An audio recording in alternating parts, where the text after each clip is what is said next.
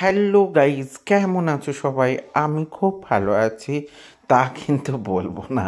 তো তোমাদেরকে প্রথমেই ভালো আছি বলতে বলতে সেই ভালো আছিটাই বললাম। শরীরটা একদম ভালো নেই, আগেই বলেছি। আর যত দিন যাচ্ছে ভালো আর থেকে কেমন একটা জায়গায় যে যাচ্ছে বুঝতে পারছি না। তো তার মধ্যেই রান্নাটা করছিলাম, তোমাদের বলেছি। তো রান্নাটাতে অলরেডি আমি কিন্তু যে তোমার মিক্স ভেজ তরকারিটা ওটা ঢাকা দিয়ে রেখেছিলাম, আর এর পাশে দেখো চিংড়ি মাছটা বসিয়ে দিয়েছি। চিংড়ি মাছটা কিন্তু অলরেডি আমি ভেজে নিয়েছি, আমার কিন্তু চিংড়ি মাছ ভাজা হয়ে গেছে। তারপরে তেল গরম হয়ে গেলে, তো তেলটা গরম হয়ে গেছে, গরম হয়ে যাওয়ার পর রসুন দিয়েছি, তার সঙ্গে আদা বাটা দিয়েছি এবং পেঁয়াজ বাটা দিয়েছি। আমার বাড়িতে কিন্তু টমেটো ছিল না, আর টমেটো না থাকার জন্য তো ওটা দিয়েই কিন্তু করার চেষ্টা। আমার মা একটা কথা বলতেন যে কখনো কারোর কাছ থেকে কোনো কিছু চেয়ে না আনারই চেষ্টা করবি, বাড়িতে যা আছে সেটা দিয়েই রান্না করবি। তো সেরকমভাবেই ওটাই রান্না করার চেষ্টা করেছি। দেখো আদা পেঁয়াজ রসুন এগুলো দিয়ে কিন্তু ভেজে নিচ্ছিলাম।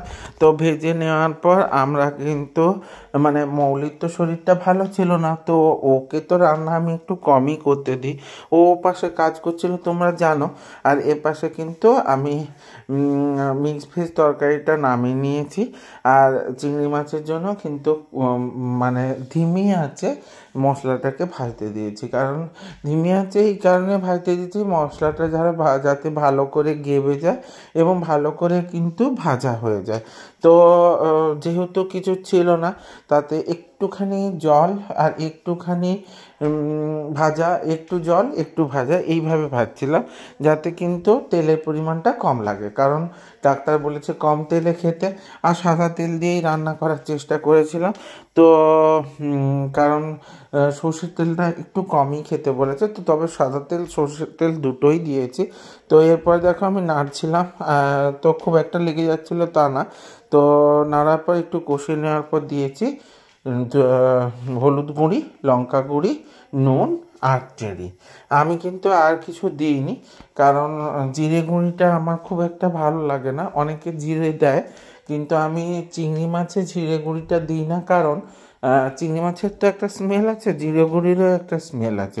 তো দুটো স্মেল মিশে গিয়ে মাছের যে একটা স্মেল ওটা কিন্তু কমে যায়, তাই জন্য আমি জিরে গুঁড়িটা কিন্তু দিইনি।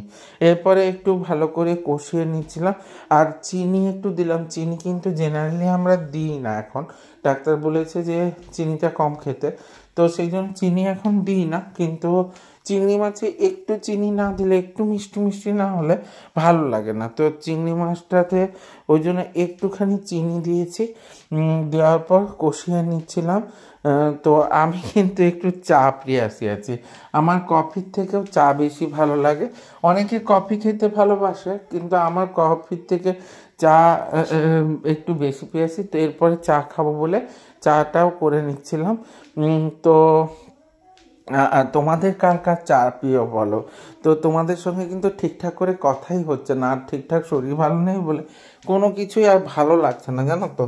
তো তোমরা সবাই কেমন আছো এবং তোমাদের কি কি কাটছে, আর বলো তো তোমাদের কার কার চা বেশি প্রিয় কফির থেকেও? আমার ক্ষেত্রে কিন্তু চা বেশি প্রিয় কফির থেকে। তো এরপরে কিন্তু একটু সর্ষে বাটা দিয়েছিলাম, কারণ সর্ষে বাটা একটু থেকে গেছিলো, ওটা আর ফ্রিজে রাখবো না বলে সর্ষে বাটাটা কিন্তু ওর মধ্যেই দিয়ে দিয়েছি। তো এরপরে দেখো একটু জল দিয়ে কষিয়ে নিচ্ছিলাম, আর একটু কষানো হয়ে গেলে আমি কিন্তু ওর মধ্যে চিংড়ি মাছটা দিয়ে কষাবো। তো আমার মা কিন্তু চিংড়ি মাছটা ওইভাবে কষাতো না, ওই মশলা ভাজা হয়ে গেলে ওতে কিন্তু জল দিয়ে দিত, কারণ মা আমাদের বাড়িতে চিংড়ি মাছ একটু পাতলা পাতলা ঝোল করেই খাওয়া হতো, কিন্তু আমরা একটু গ্রেভি গ্রেভি করে খাই। বাবা মার শরীর ভালো ছিল না বলে একটু ঝোল ঝোল করে খেতে, একটু কম মশলা দিয়ে খেত, আমরা তো একটু বেশি মশলা খাই। তো এটা কিন্তু ঠিক না, ডাক্তারও বলেছে, কিন্তু মেনটেন করে উঠতে পারি না গো, প্রচুর পরিমাণে লোভ লেগে যায়, আর তখন মনে হয় একটু ভালো করে কষানো রান্না না হলে ভালোই লাগে না।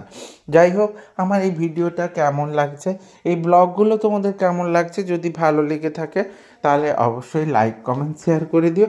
আর ইউটিউব থেকে যারা দেখবে তারা কিন্তু সাবস্ক্রাইব করে দিতে ভুলে যেও না, যাতে আমার ভিডিওগুলো তোমার সামনে আসে, এবং পাশের বেল আইকনটা ক্লিক করে দিও, তাহলে সবার প্রথমেই আমার ভিডিওগুলো চলে আসবে।